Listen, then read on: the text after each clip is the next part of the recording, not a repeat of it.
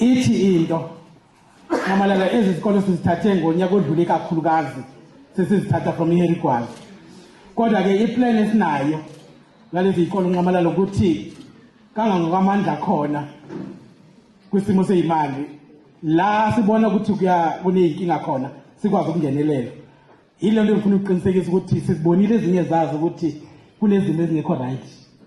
after sesizithathile ngonyaka odlule and sesiqalile ukungenelela kwezinye kodwa sifuna ukuthembisa umkhandlu nabantu bonke ukuthi kancane sawungenelela ukuthi la kuneyinselela khona sikwazi uzilungisa ngokwesimo se-infrastructure nezinye izinto bengithi angidlule nje kulokho kodwa namhlanje ngimalala sila sizothi umphakathi umkhandlu nina bosomabhizinisi nazi izikolo zenu sicela niziphathe kahle bothisha nidlala indima yenu umphakathi wonke udlala indima yawo ngoba sifuna ukubona lezi izikolo ziphumelela ngokusebenza ngokuphunga imiphumela yabafundi hayi abantu baka grade 12 ukusuka ezansi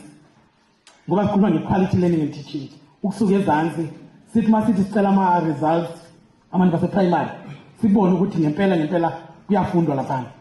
sithi masiya phezulu sibone ukuthi kuyafundwa ukuthi makuneyinkinga umkhandlu uhlangane uxazulule iy'nkinga amaphoyisa amakhona indawo la kubonakala ukuthi sekudingakala wona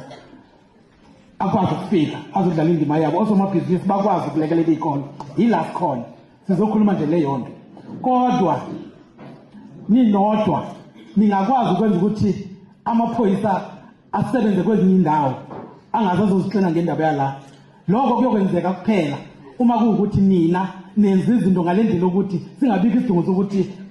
kube khona amaphoyisa lokubizwa ehlenyuka niyawazi ukuthi mningi umsebenzi wawo ithi ke lento izokwenzeka ngokuthi thina nani sibambisane ukulungisa isikolo nokulungisa imfundo yabantwana bethu ukuthi besezingeni ngendlela efanele ngesikhathi esifanele sibambisene